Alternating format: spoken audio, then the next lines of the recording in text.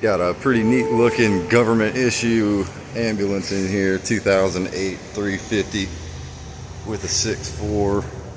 It's got a massive refrigerant leak right here at this junction.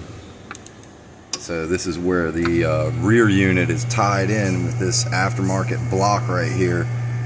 And you can tell somebody's been trying to reseal it. They got a million washers stacked up on here and it's still spraying, so sometimes these aren't machined correctly.